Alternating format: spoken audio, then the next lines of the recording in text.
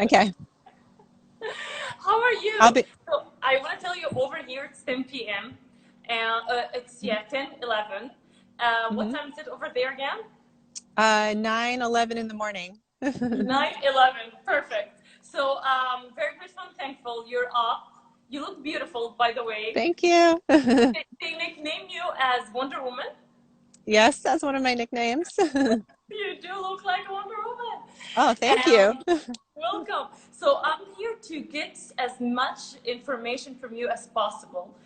Okay. I seen your account, of course, in the Carnivore accounts with Hmm. Lona, with Dr. Sean Baker in Meat Metrics interview, the podcast, and I was very curious because you are a mom. You really you're a strong athlete. You do something that is different. We usually see athletes doing crossfits, body lifting, but the sprinting is different. We don't see it Hmm. every day. I want to hear all about your sprinting experience. What is your um, not a challenge? What makes you think of sprinting as in your main target for health, or what's behind the sprinting for you? Okay, I'll give you a little bit of background first. Yes. I did run track in college, and I ran the 400 then. That was my specialty, and also the 500. But then I did what everyone does after college. I started my career and had a family. And so at age 40, my daughter, who was 11 at the time, asked me to start training her in track. And I had not stepped on a track in over 20 years. And so I was overweight, slightly from my third child. I had just had my third child, and I was taking my time losing the weight because I was breastfeeding. And I always say, don't rush it if you're breastfeeding to lose the weight because you need it to feed the child. But so, I was feeling a little, definitely not at my strongest. I was feeling pretty weak. I had my boys back to back, so they were only 15 months apart. Really did a number on my body. So I guess I was just kind of like your average mom and housewife kind of thing. And well, I mean, still doing my career, but so yeah, I started training her. We got on the track and did one 400. It was the hardest 400 of my life. I like we both crawled across the finish line, but you have to start somewhere. So I did have prior experience, but then I didn't do it for 20 years. So I try to take my experience from starting to sprint at 40 again and bring it to others who are interested in sprinting as a healthy way of getting fit. And the reason why I really stress sprinting is because all of the research points to that you have healthier biomarkers, meaning your overall aging is going better if you're sprinting rather than running long distance. So I think it's a trend recently in the past 20 years that women especially, they hit age 40 and they think, okay, well, I'm going to start training for a marathon, or I'm going to run a 5K. I mean, I can't even tell you how many times I hear this. However, the research shows that what they really should be saying, possibly if they're concerned for healthy biomarkers, is I need to start sprinting. So that's where I come from with preaching sprinting as the best form of exercise for health. That's wonderful. What you're saying is very smart and wise. I know that about long distance runners, they get exhausted and usually they are very skinny and they Mm-hmm. look aged really fast than short distance runners. And the I can sprinting, I can please explain a do. little bit of the science behind that if you'd Yes, like. Well, yes. there are a couple of things going on. One, they have a little bit more oxidative stress. So if you're familiar with that, it's the ROS, or the reactive oxygen species that come from metabolism. So because they're kind of what the research shows is the more hours that you're spending exercise, the more of this ROS that you have. And unfortunately, the diets that they're adopting are not taking care of these ROS. So you can have antioxidants in your fruits and things like that, but there's just not enough to take care of these things, like not enough to combat them. However, with sprinting, they realized that there's less ROS, and also you're having a shorter duration of time exercising, and it releases these things called catecholamines. And catecholamines are the neurotransmitters norepinephrine, epinephrine, and dopamine.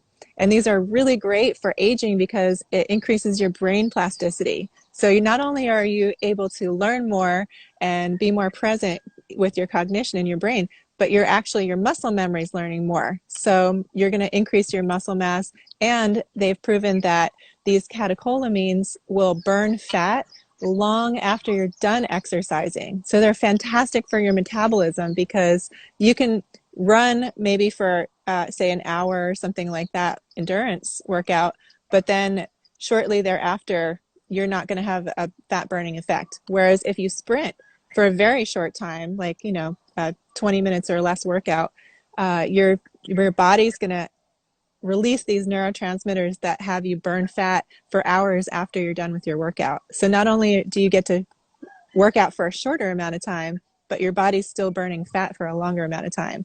There's one more thing of why I advocate for sprinting. And I actually just got done writing a new book, and this is a big part of it. So that should be out in like a month or two. But it releases more BDNF, and BDNF stands for brain-derived neurotropic factor, and it's what makes your brain plastic. So it helps you learn things. Now, between birth and the age of 25, our brains are very plastic. But as we age, they become less plastic. And so these this BDNF increases and lets us learn more, and again, be at our best, our healthiest, our happiest. And sprinting increases BDNF way more than endurance running. And I have the scientific studies loaded in my book to prove that. So it's very exciting. That's wonderful. I want to ask you two questions. How old are you now, if you don't mind me Oh asking? yeah, no, I love, so I'm almost 45. I'll be 45 in a couple of months. Yeah. So I've been, that's the, That's, yeah. And I have three okay. kids. My That's youngest is wonderful. 6.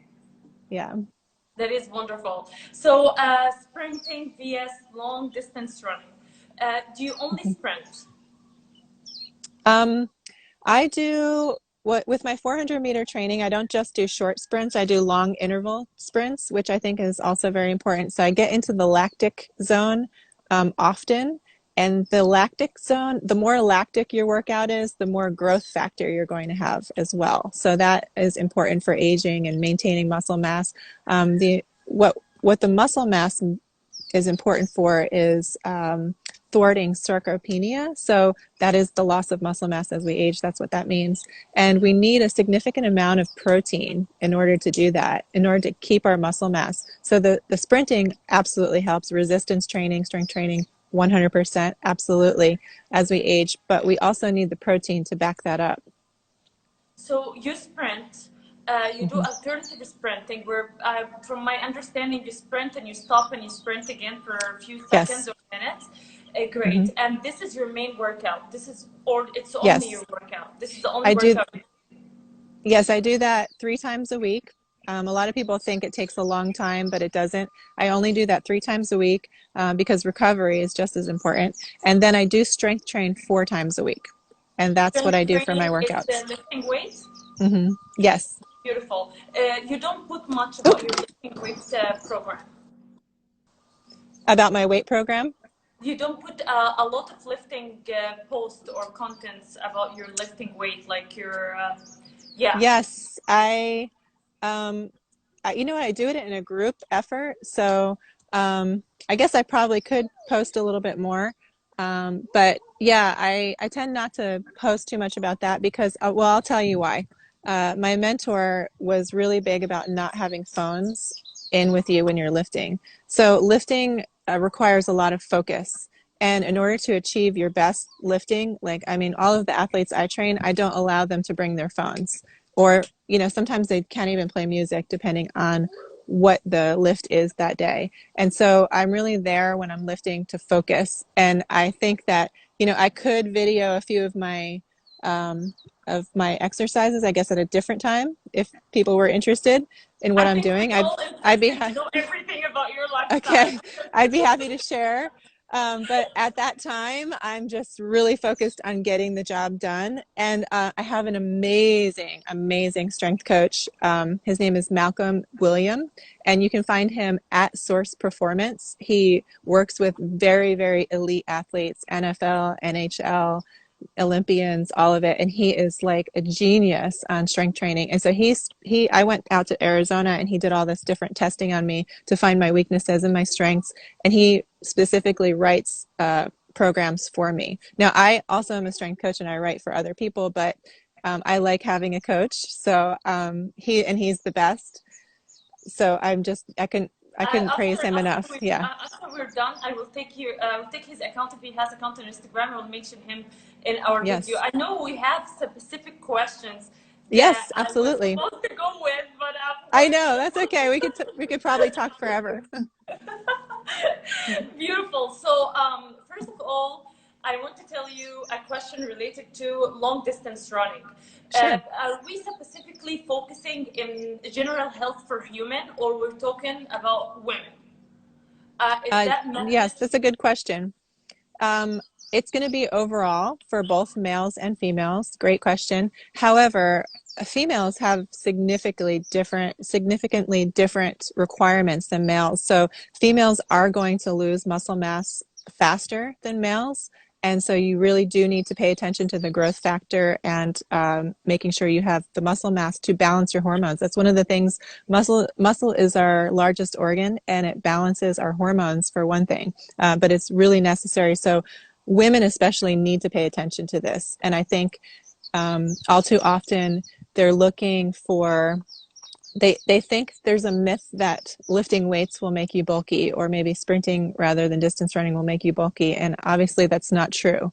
So what they need to be thinking about is not how they look, but how they feel and how they're aging. So women, I would say, need to pay more attention to this. Women's hearts shrink as we get older. Men's hearts grow larger. There's a lot of differences between males and females as we age. Oh, So wow. women are more at risk for bone loss as well, which is also related to protein intake Yeah. and intake, vitamin D, all of I'm that. And coming. I'm coming to yeah, you with the whole okay. carnivore. Yeah, it's coming. It's Yes. coming. But so yes, to answer your question, I have feel free to interrupt me if I'm going off on tangents too much. But So you're doing fantastic. okay. Yes, females need to pay attention to it specifically, but for general health for both. Beautiful. The second question related is, would it be fine for women to do, this question is actually personal, I'm pointing at me here. Yeah. Is it Okay. okay to do once a year 21K, or, like long distance? Is it something Well, it's fine, or do you feel it's unnecessarily in general? okay. I would say that it's going to be counterproductive to your efforts of what your goal is. So if your goal is healthy biomarkers and aging well and feeling and thinking your best cognitively, then training for that amount of distance is not going to be productive for you, for your goal. Thank you. Well, you took And you took a long pain from me. Anyway, like, which one can want to do this anyway? yes, I'd be happy to share some sprint workouts with you. Yes, yes. Do you find the sprinting vs high intensity workout, a workout that would take your heart rate to places that's high? I would say dancing or cardio that involve a lot of movement, high knees jumping, or like squats. Hmm. Would you think this is comparing to sprinting something? Like, yeah, alternative to it, it's Yes. fine. Yes, I actually am a big fan of high intensity work, not as a replacement of strength training, mind you. Right. So let's not do high intensity interval training as a replacement for strength training, because that's Right. also necessary, proper strength training. But as a replacement for sprint training, maybe in combination with, there are good studies that point to high intensity interval training does similar things as sprint interval training. Beautiful. So yeah. I do a lot of. I know this is getting a lot of personal questions, but I No, found that's you. fine. your guidance to where I am as well. And I'm all about, focusing in reversing age. I'm all about focusing in it is possible to have kids and not gain weight, and it doesn't matter if you did to reverse it back. Hmm. But we learn as we go from things that we may be doing wrong. And as you said, it's trend to do marathons and do long distance running, and Hmm. it feels like you've accomplished a great thing, but yet I know for sure it's not a good thing to do for your aging progress. So I'm very happy that you said sprinting and high intensity workout is good as well. It won't replace it won't replace workouts that involving weights, but working out such as dancing, such as Zumba, let's say Zumba, would that be yet a fun thing to do and good for aging progress because it makes people happy when they practice it?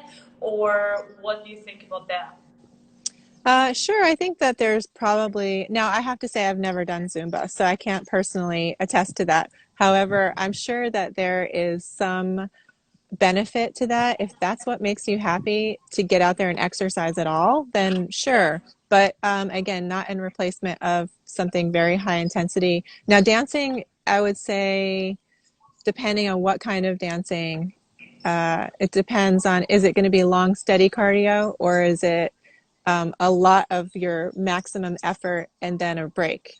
You know, it seems to be a little bit more long, steady cardio, so that might not fit into the same category. But it absolutely will release dopamine, which makes you happy, yeah. because music makes you happy. It gives you energy. So that's definitely fun. And if that's what gets you out of the house and off the couch and exercising, then go ahead and do it. Beautiful. I want you to later on maybe take a look at my story and see what kind of dancing I was talking about. Okay. To just tell me, Okay. yeah, good for you, stop it, Yes. or stop it. Be like, stop it, don't ever do it again. Okay. I want to talk to you about mindset behind fitness. You know, when you said you turned 40 and then you went to run with your daughter, and that motivated you to where you came back to running again with a different mindset, like sprinting. Talking about mindset behind fitness, what makes you going to create do something for yourself, especially if you're in a place where you just had kids, or someone in a very lazy place with themselves, not even realizing with awareness where they are, that's very harmful for their health. What would you say is the best way to push someone right now off the couch to get to do something, or a mother to not believe it's too late? What would your message be, the mindset that is very strong behind this? Great, and I love that you promote this. What you're doing in your work is really awesome. I just have to say, I looked at everything you're doing, and it's really wonderful. So thank you for doing that and motivating women to, just go after it. To answer that question, I would say again, this definitely ties into the first part of my book because it's all about how do you get motivated. So if you don't feel motivated, how do you get from that place where you think I can't do this, or okay, well, look at her. She's already, a runner. How could I could never be a world champion or something like that. You can change that through diet first, and actually then that diet change will change your mindset. So a lot of people think mindset and then nutrition, but I advocate nutrition to change the neurotransmitters in your brain for a positive mindset. So, the first thing that you're eating in the day, what you're doing in your morning routine is extremely important for setting up your neurotransmitters throughout the day. So there was a research study that showed that, I think it was from back in the 50s. There was a chair building factory, and the participants in the study built more chairs after they ate a high protein breakfast. And then if they followed the as opposed to a high carbohydrate breakfast, and then if their second meal, it didn't matter if it was high protein or high carbohydrate, they still built more chairs in the afternoon if they had a high protein breakfast. So I'm a big advocate of the meat and nuts breakfast, which was coined by my mentor, Charles Poliquin. If you don't know who Charles Poliquin was, he was a legend in the strength and fitness community, as well as nutrition and all kinds of things. He's absolutely amazing. But he started the meat and nuts breakfast because it fires the neurotransmitters acetylcholine and dopamine, which you need for your energy throughout the day. So I would say the first thing is to get motivated is to get your diet on track and just do it a little bit at a time and reward yourself every time. So say if you replace your oatmeal with beef for breakfast, maybe beef and a handful of nuts if you eat nuts, and maybe some berries if to start out. Like you don't have to just go full carnivore or something like that if you don't want to right away. But if you just start with little increments, and all of a sudden you'll notice your energy change and you'll start to feel motivated to walk around the block, or maybe start looking at these videos and learning about sprinting or how to start sprinting.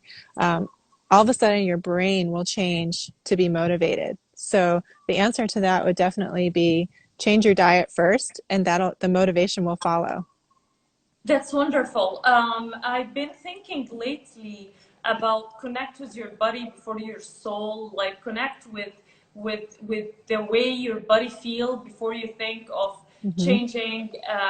Like before you think how much affirmation do I need to tell myself to get out, I need to think of how my body feel, and which comes from diet most of the time. Mm-hmm. This question about carnivore, I want to keep it till the end because I know there is Okay. a lot of things to talk about carnivore. But actually, why not? Actually, our second question was related to your diet and Mm-hmm. fasting. What do you think about fasting, and where are you with your diet plan? Is it carnivore all the way? I want to say something about carnivore because I am carnivore, and Mm-hmm. I talked a lot in here about carnivore, and I talked to people in person about carnivore. I played vegan for a little bit, and I played plant-based my whole life because our culture is plant-based.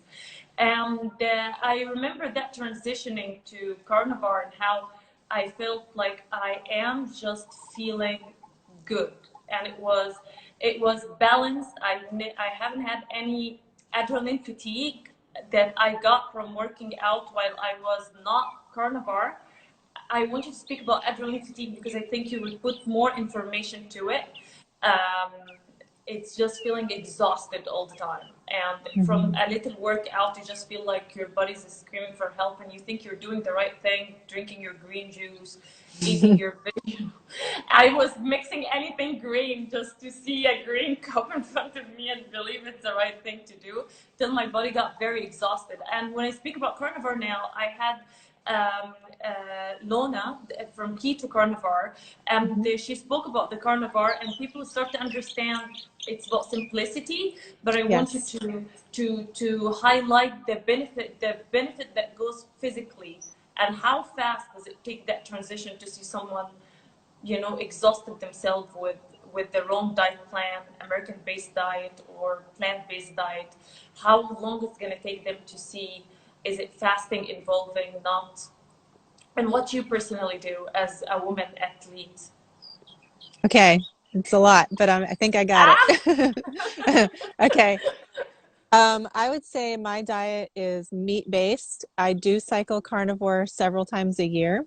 The length of how long I cycle carnivore just depends on where I'm at in my training and kind of what I'm doing with my training. But I cycle carnivore a little bit longer in the winter months, I would say. In the summer, when seasonally berries are more natural to consume, then I will do berries and definitely nuts in the summer. But I do cycle carnivore in the winter, particularly around my birthday, which is in February. And you'll often hear me talk about how I don't have a traditional birthday cake for my birthday. I always have a salmon cake. So it's made out of salmon with goat cheese frosting. So it's all carnivore. Um, so so yeah, you don't so eat sugar at all? I hardly ever eat sugar, like hardly Even ever. But I even your definitely birthday, you don't. don't. No, you know why? Because I deserve better for my birthday. I deserve healthy for my birthday. So I think there's a Yeah. mindset about we deserve a treat and assigning a food to that treat. But this is something that's society invented, and it's not necessarily something that, well, I guess it comes from, again, the neurotransmitter response, because you feel good from the serotonin and the dopamine that's released when you eat a lot of sugar. Um, but my treat is treating myself well. And I think more people need to have this mindset that food is fuel for taking care of yourself. And if you feel highly about yourself, you value yourself, then you're going to eat good food. So I feel like I deserve on my birthday to feel great. And if I eat a bunch of sugary birthday cake, I'm not going to feel great. And not only that, I usually have a championship meet very closely following my birthday, and I'm not going to perform well. And how is that rewarding myself if I, one, don't feel good after I eat birthday cake, and two, I suck at my race, like that's not self-care. Okay, a Yeah. random question here. Do you Yeah. drink alcohol at all? Sometimes I do. I have about one martini every 2 months on the off season, and then in season, which would be like January through June, I don't drink at all. So, That's okay. So, beautiful. to Have you continue on always with the been like that? Have you always been like that, or Oh, those things? no. No, I in my late 20s, I drank a lot of wine. I mean, a couple glasses a night. I thought that was normal. That's what society teaches us. Okay, in your late 20s, you start to appreciate wine and you drink a couple glasses of wine. And I was having major health issues. I was not feeling great, like lack of energy, moody, up and down moody. I didn't have any of the information that I have now. And so I learned from someone in my early 30s about Charles Poliquin, and I started following him. And I'm so grateful for his name is Jared Olson, the coach that taught me about Charles. I'm forever grateful for him, and he's a genius too. But so then I researched and I went to Charles himself, and that's how he became my mentor several years later. Oop, I lost you there for a second. And anyway, so I'm giving you a long answer, but not always like this. So I just want people. I want to I grab my charger. Okay. Would that um be okay? I will leave you yeah, hanging out here with the people. You can say yes, hi I'll to keep. them, see if they. Okay, Okay, I'll thank leave the you. part. Okay, so to continue with the carnivore answer, I'm a big fan of the carnivore diet, even though I'm not strictly carnivore all year round. I've seen it heal so many people. And if you don't know what a carnivore diet is, you basically are eating animal protein and animal products, pretty much the opposite of vegan. I think the reason why people tend, besides marketing, people tend to adopt a vegan diet because they are told that it's going to make them feel better. And what happens is they go from a Western crappy diet to this plant-based diet where they're eating more greens. And so they feel good for about, I would say, 7 months is about how long you can feel good on a vegan diet.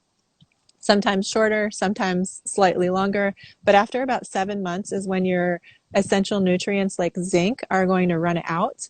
And so when your zinc runs out, and those types of, not just zinc, but other ones that you get from animal-based products, when they run out, your stores run out, then you start to crash. And that's probably what you were feeling with your fatigue when you were plant-based. And what happens with the animal protein is that you're doing the opposite. You're actually really, really feeding your body the protein and the essential nutrients that it needs. Do you So, feel right now Carnivore is to start to take over with attention and awareness? I believe that in the last couple of years, so many people start to hear about it and get along with understanding that they've been brainwashed with the whole vegan plant-based idea for aging. You believe Carnivore yes, has a lot of benefits in it. Explain this to me. absolutely. Okay. One, with the marketing, I would say that I think that the work of Sean Baker is astounding because he's just a pit bull at getting the message out, and I love it. I think that that's what the world needs right now. We need more like him to relay this message, and I'm glad that we're actually talking about it because we're reaching other people with this message that animal protein heals our bodies. But I think that counter to that are a lot of people that are interested in selling pea protein. They're interested in selling plant-based products because they're making money off of it. And unfortunately, this is the trend in food and the information that gets to the media and gets to the masses. So the more that we can talk about it, the better it's going to be for people's health. So yes, in a way, it is becoming more trendy, but in another way, the plant-based crowd, I think, is pushing back just as hard. So we have to keep vigilant on it. Um, what was the second part of the question? Aging Aging. process. Yes, I have an answer for that.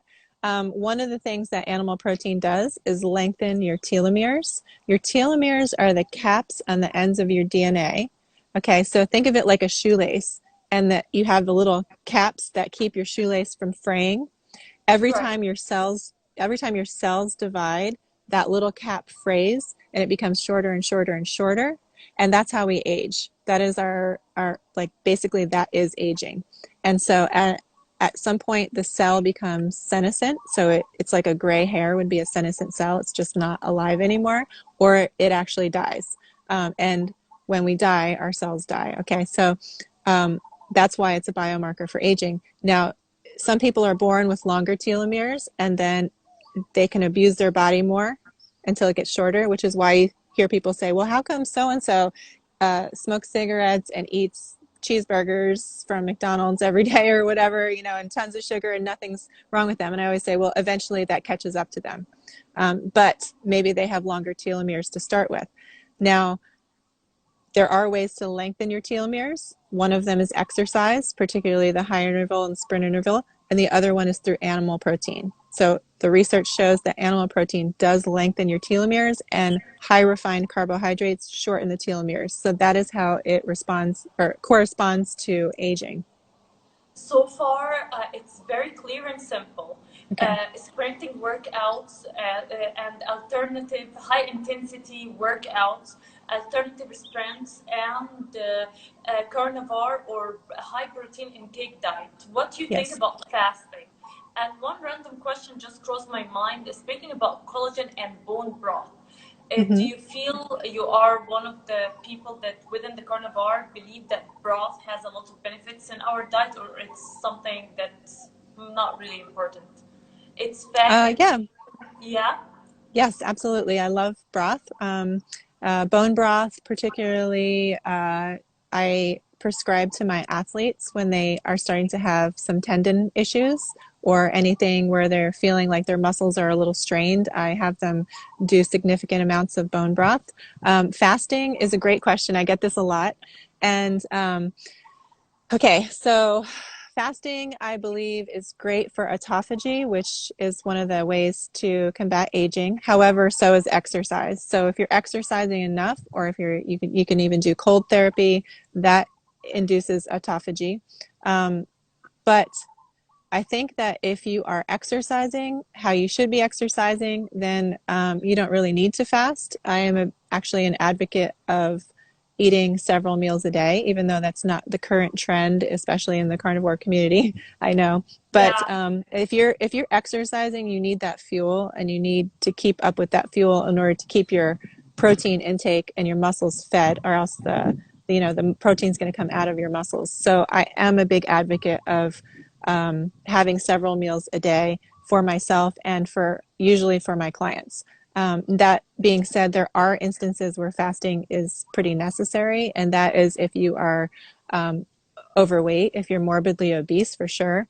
If you have IBD, I've noticed some of my clients who have IBD or really stressful digestive systems, they benefit from fasting if they've had a meal that sets them off. So say they just they went to a party and they ate something they shouldn't have. It's beneficial for them to fast the next day with clear liquids or bone broth or something like that, or just fast completely. So I hope that answers your question. But I definitely am a fan of broth, and fasting has its place for sure. We have a question here from Josiah asking about Okay. knee pain. Do you believe that broth help with the collagen and help with the joints more than anything else could be available Oh, out there in the carnivore because of its, I don't know, the yes, collagen I and know all? what you're saying. Yeah. Okay. Yeah. Collagen. Right. Okay. I And don't the think I reason I'm, ever heard from anyone in my personal life saying I understood what you're saying as fast as you do it. I like you a oh, lot. What good, you're doing. good. Because I'm because just kidding. Yeah, I feel like I could talk for hours on each thing that you say. So I'm trying to make it as simple as possible to get the message across. So thank you for saying that. Okay, collagen is very trendy. Some people put collagen in their coffee, and in my experience, the blocking of nutrient absorption and the action of coffee will not. That's not the best idea for you to intake your collagen. What the research shows is that if you do want to take a collagen supplement, you need to take it within the hour before exercise. That's when it has the most benefit for you.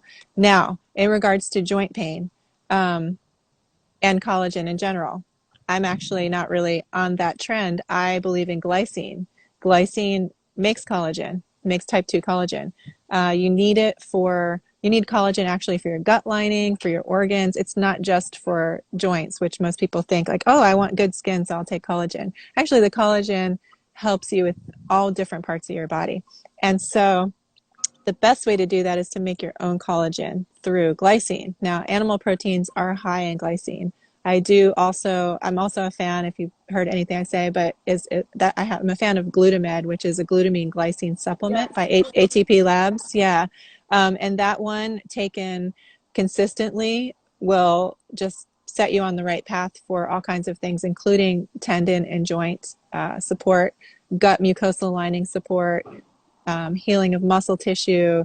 It's an amazing product that my mentor actually developed and had the supplement company make. So he developed it for his athletes. So I'm a big fan of Glutamid for that. However, so I would go for glycine rather than collagen, just in my experience. And where do you It's get worked the better. glycine from? Supplements?